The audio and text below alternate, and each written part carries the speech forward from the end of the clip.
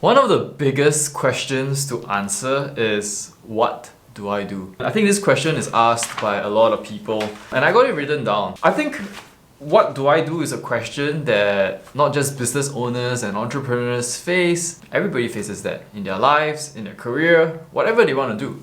So if this is something that is on your mind, watch on. So one of the things that we have to understand first of all is that the answer to this question comes from within. And this is also the reason why I have this tattoo. I'm not sure if you guys can see this tattoo.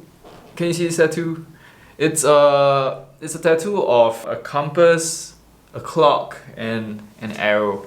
It basically means that it represents direction, purpose, and time. I think that's something that I felt very, very keenly when I was about 16 years old.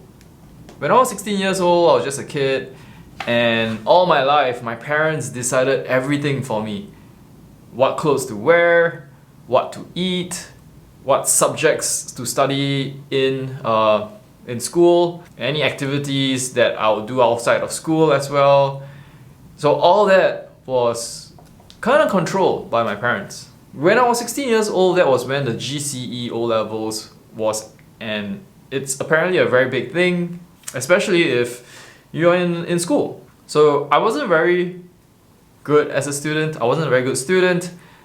So the GCE O-levels was something that just made me groan and wasn't something that I was looking forward to. But I had to go through it anyway. So I said to myself, I'm gonna go study so that my parents, my teachers would stop bugging me and I could go on to continue playing and having fun. And so I did. I studied really hard for the GCE O-levels, did well, and I actually did well enough to go into a junior college. Now a junior college is a pretty good school, right? Your grades have got to be of a certain level. And so my parents were ecstatic. My parents, they just had primary school education, so all they wanted for their kids was that the kids grow up and go on to university so that they could get proper careers. Me being the eldest, that's what they wanted of me. And so I did that. I went to junior college because over there you could take your A-levels and then after that go to university. That was my path. However, when I first stepped into junior college, I realized that this was not for me. I thought it would be a life that was better than secondary school, but I felt like it was more regimental. Everybody was super competitive about their grades, and worst of all, the stuff that was taught in junior college wasn't stuff that I particularly enjoyed. So at a point in time, I was very, very into computers. I loved computers. So I wanted to study about computers. And so there was a time when I just went out and looked at what else was there other than going through a junior college. And I found it in the form of a polytechnic. I could actually go to a polytechnic and take a diploma course in computing. So when I could, I actually attended the open houses of all the polytechnics in Singapore. I went to each and every one of them, and eventually I found that I liked Temasek Polytechnic the best. It was near my school, it had an amazing view, and it had a course that I wanted. I was grilling lecturers about everything, any question that I had, questions about the course, the prospects, what I would study, and all of that, right? So I really, really did all my research and homework about the Polytechnic to a point where I was convinced, and I told my parents that I wanted to drop out of a junior college and go to a polytechnic. That was the first major life decision that I took. And that life decision changed my life. Because on the very first day of polytechnic was when I met my business co-founder. He was this random guy that I seated down beside during orientation, and ever since we became like friends. So I wouldn't have started Vodian and gotten to where I was if I had not gone to a polytechnic. And looking back, I think it's really that purpose, that knowledge of what drives you, what you like, and having the courage to actually just go forth and do it.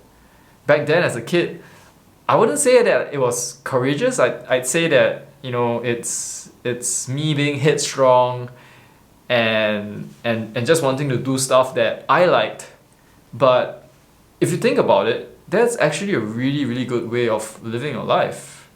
And that again is why I have this tattoo. I think that it reminds me that I should always be clear about why I'm doing certain things, why I'm doing things in general, and what is my direction in life, in business, in my career, in anything that I do. And so I think this is something that everyone can go through. There are three main things that we need to understand. First of all, we need to understand what we like. And second of all, we need to understand what we are good at. And the third thing is to understand what the world needs. When we know these three things, it becomes quite easy for us to find areas in which we can really excel in. So back then when I was 16, 17 years old, I knew that I was really into computers. I love technology. I would be on the computer all the time. I was doing everything from like graphics design to programming to researching anything, and I love the fact that I could find anything through the computer. And that transformed me from being a neighborhood kid just limited to maybe staying at home with my neighbors or going to school with my friends there, to being able to access information and people from all over the world. That to me was mind-blowing, and that was what I love to do. I was good at systemizing.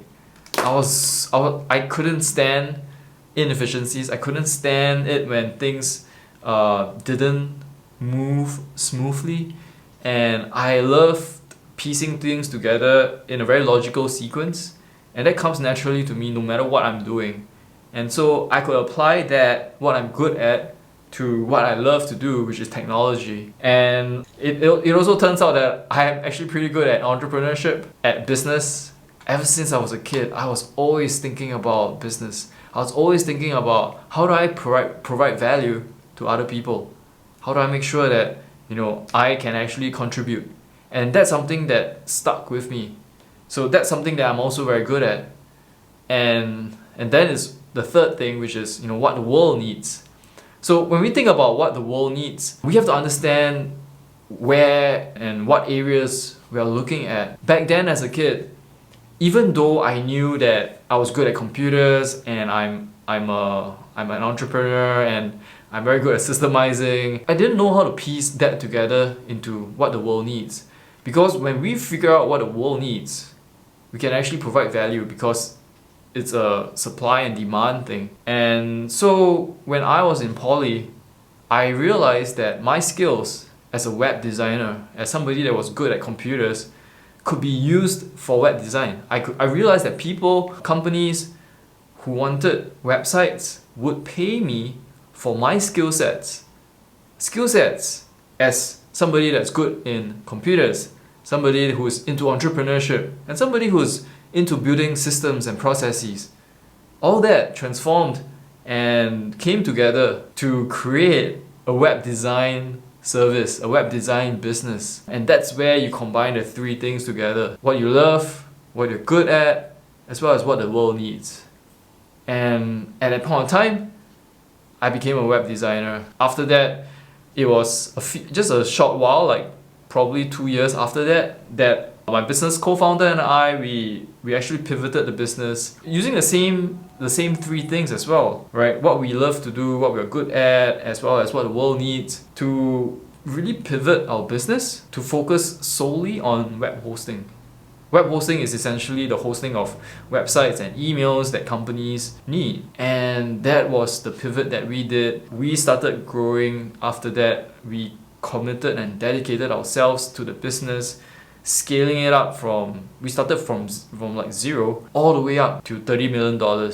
We were literally the biggest in Singapore. And so that's my journey. Hopefully that gives you a better idea to figure out like what kind of direction, what kind of purpose, what kind of journey you need to be on. This is how we find out about the problems that we can potentially solve, and whether or not it's something that we want to actually dedicate our lives to. Once we combine these three things, I think it becomes a lot clearer. So remember, it's what you love to do, what you're good at, as well as what the world needs.